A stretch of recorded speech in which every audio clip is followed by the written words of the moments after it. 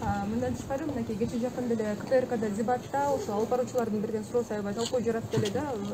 Чындыгында эле бүгүн мынакей погода жакшы экен. Анан наразычылыктар жаралып кетсе, ошол жөнүндө дагы айта кетсеңиз да, мисалы. Эми наразычылык канчалык мүмкүнчүлүгү? Мына карасаңар, тарыхта карасаңар, бардык наразычылыктар, эл толкундоосу, революциялар ар дайым шайлоодон кийин болгон да. 2005-жылдагы, 10-жылдагы мына акыркы былтыркын көрдүңөр октябрда 20-жылы. Эң биринчиден ушул шайлоо эмне үчүн ушундай мээни бүтүп атат? Биринчи кезекте адилеттүүлүк жок болгон да. Эл өзүнүн тандоосун каалагандай кыла алган жок. Ошондуктан ушундай болду. Эгерде ушул сабак болбосо, кайра эле жанагындай бурмалоо маселеси көтөрүлө турган болсо, эл да өзүнүн оюн айтат, өзүнүн добушун айтат.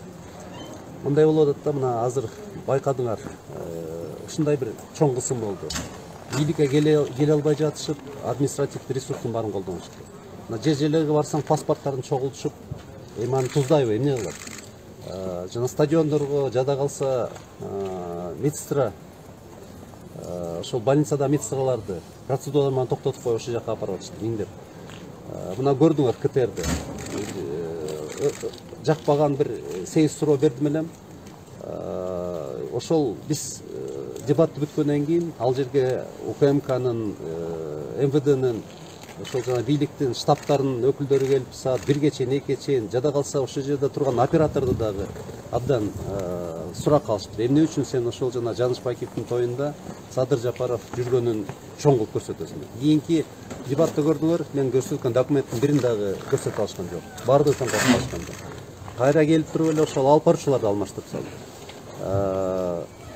Анан кийин көрдүңөр, ошол жана Мадумаров, башкалар кийинки дебатты көрдүңөр, баягы даярдалган суроолорду берип, убактын тартып, узартып, тигилер сүйлөбөгөндөй болот.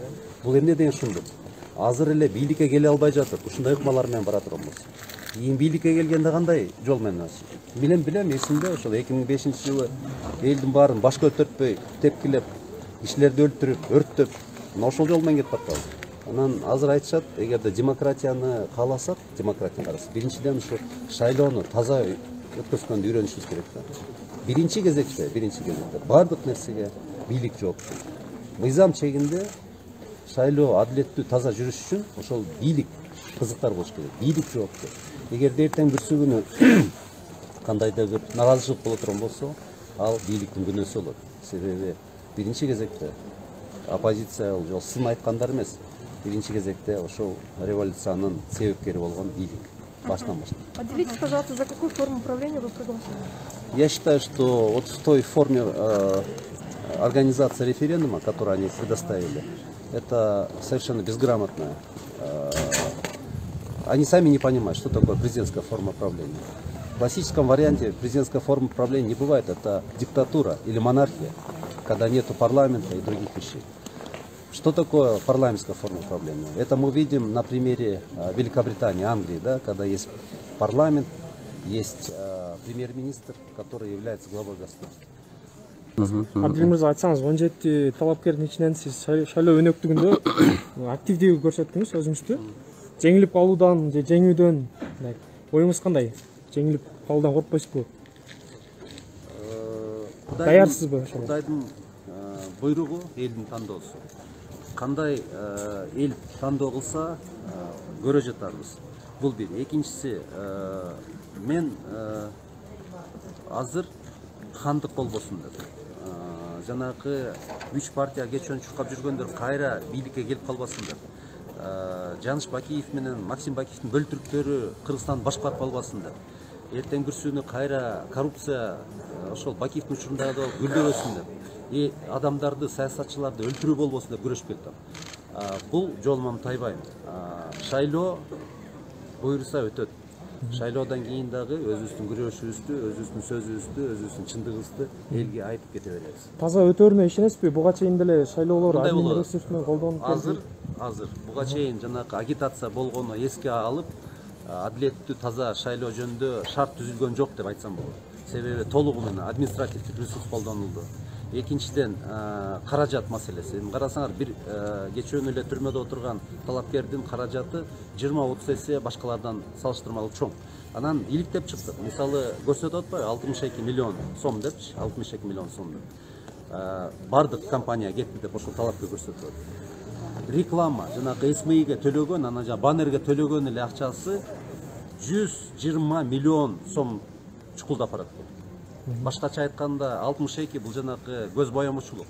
Бул жөн эле фикция. Анын аркасында миллиондогон долларлар дагы кошумча берилген. Бул чорный касса. Аны кимден алды? Аны болсо ошол эле олигархтардан, ошол эле уруулардан, кечөөнкү Сокен жанында жүргөн миллиончиктердин жанынан башкалардан алганы шексиз болуп калды. Эгерде ошол миллиондорду чөнтөгүнө алган адам бийликке келе турган болсо, ал ошол жолун уланта берет. Кайра эле 2005-2010 жылдын убактысына, заманына келген коркунучта турабыз. Бирок мен ишенем, азыр эл өзүнүн тандоосун туура кылат, Кудай буйрса жеңип чыгарбыз.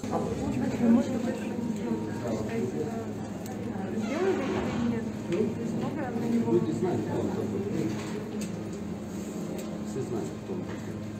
Я думаю, что люди сделают правильно.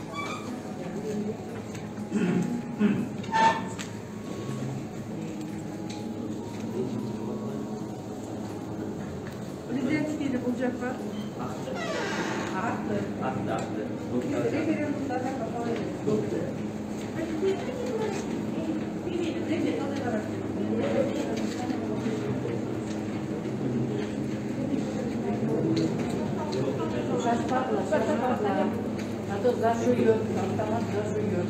Шашпай.